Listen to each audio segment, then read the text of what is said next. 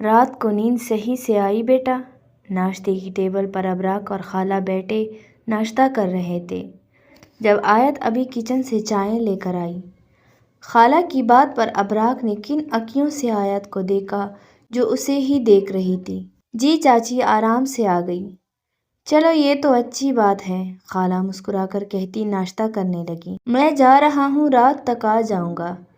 آیت نے چونک کر اسے دیکھا جو اس سے کچھ فاصلے پر کھڑا تھا۔ آیت نے پلیٹ رکھ کر نل بند کیا، پھر اشارے سے جانے سے منع کرنے لگی۔ ابراک اس کے ہاتھوں کی موومنٹ کو غور سے دیکھنے لگا۔ آپ چاہتی ہیں میں نہ جاؤں؟ اس نے آیت کے چہرے کو دیکھ کر پوچھا، جس نے جٹ اسباب میں سر ہلایا۔ کل میں نے کہا تھا میں آپ کی مدد کرنا چاہتا ہوں، اس لیے مجھے معلومات لینی ہے۔ ابراک کے کہنے پر آیت مڑ کر واپس برتن دھونے لگ گئی۔ ابراک مسکرا دیا۔ روٹی بلی، آیت فکر مت کرو، میں آ جاؤں گا۔ یہاں میرے دوست کا گھر بھی ہے، پہلے اس سے ملوں گا، پھر اسی سے یہاں کے مسجد کے امام صاحب سے بات کروں گا۔ آپ دروازہ بند کر دے آ کر۔ آیت اس کے پیچھے سر جھکا کر چلنے لگی۔ اسے ڈر تھا اگر ابراک واپس نہ آیا، یہ سوچ آتے ہی دل میں ہوک سی اٹھی۔ آیت نے تیزی سے آگے بڑھ کر اس کا بازو تھاما۔ ابراک ٹھٹک کر رکا، پھر اسے دیکھا جو ڈری ہوئی تھی۔ وعدہ، آ جاؤں گا، ڈرے مت، خالہ کے ساتھ ساتھ رہے۔ اب چلتا ہوں۔ اوکے، خدا حافظ۔ وہ مسکرا کر اسے تسلی دیتا چلا گیا۔ آیت بہت دیر تک وہی کڑی ادھر دیکھتی رہی جہاں سے ابراک گیا تھا۔ آیت بیٹا، میں تھوڑی دیر سو رہی ہوں، اور ہاں، رات کے کھانے میں بریانی بنا لینا، ابراک کو بہت پسند ہے۔ خالہ کی دوسری بات سن کر نہ جانے کیوں دل کو بہت اچھا لگا۔ مسکرا کر سر ہلاتی ان کی بلینکٹ صحیح کی، لائٹ بند کرتی کمرے سے نکل گئی۔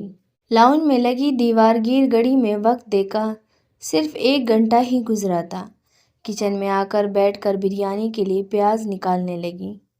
اسے لگا موبائل بجا ہے۔ چنا رکھ کر کمرے میں جانے لگی، جب زور سے منہ کے بل گری۔ شکر تھا منہ پر چوٹ نہیں آئی۔ گھٹنوں پر شدید درد اٹھا، مگر ہونٹ بجے برداشت کرتے اٹھنے لگی۔ سامنے ہی اپنے کمرے کا دروازہ بنا آواز کے کھلتے دیکھا تو رونگٹے کھڑے ہو گئے۔ دل سوکھے پتے کی طرح لرز اٹھا۔ دروازہ پورا کھلتا گیا، کمرہ بالکل اندھیرا تھا، کچھ نظر نہیں آ رہا تھا۔ آیت کی نظر زمین پر گئی، کمرے سے خون بہتا اس تک آنے لگا۔ آیت زمین پر بیٹھے بیٹھے پیچھے ہوتی گئی۔ اللہ! اس نے کپکپاتے ہونٹوں سے اللہ کو پکڑا، آنسو تیزی سے بہنے لگے۔ چیخیں بھی ماری، کوئی آ جائے، کاش وہ بول سکتی تو چیخ چیخ کر بتاتی سب کو۔ اس نے غصے سے اپنے آنسو رگڑے، پھر کھڑی ہو گئی۔ وہ تنگ آ گئی تھی اس زندگی سے۔ تیزی سے کچن کی جانب بڑھی، جب پیچھے سے کسی نے پکڑ کر اچھال کر دور پھینکا۔ آیت تڑپ گئی، سہم کر پیچھے دیکھا، جب زور سے اس کا سر فرش پر کسی نے پٹخا۔ ماتھے سے خون پانی کی طرح نکلنے لگا۔ آیت کا پورا چہرہ خون سے لت پت ہو گیا۔ اسے لگا وہ اب نہیں بچے گی، وہ اسے لے جائے گا۔ ابراک مسجد آیا، پھر امام صاحب کے ساتھ مسجد میں ہی پچھلی طرف آیا جہاں وہ رہتے تھے۔ سلام دعا کے بعد ابراک سب بتانے لگے۔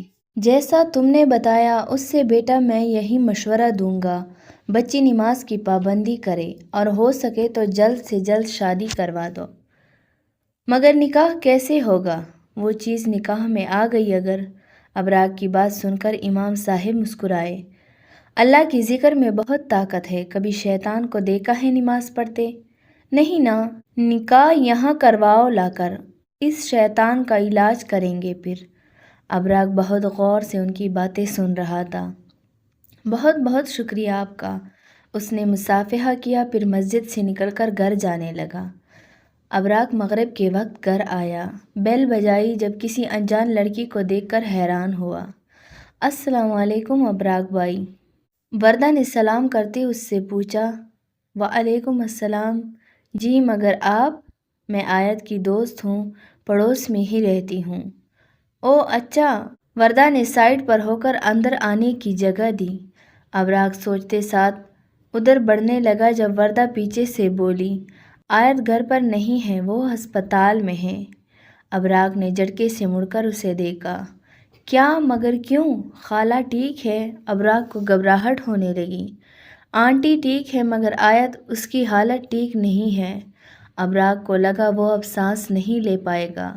وہ اسے جانے سے منع کر رہی تھی لیکن وہ پھر بھی گیا۔ کاش وہ اس کی سن لیتا۔ کیا ہوا ہے اسے؟ ابراک نے ہکلاتے ہوئے پوچھا۔ مجھے ابو نے اتنا بتایا کہ آیت کے ماتھے پر چوٹ آئی ہے، اب تک بے ہوش ہے۔ ہوش میں تو آ جانا چاہیے تھا اسے۔ خیر چلے، میں بھی جا رہی تھی وہیں۔ چاچی سنبھالے خود کو، وہ ٹھیک ہو جائے گی۔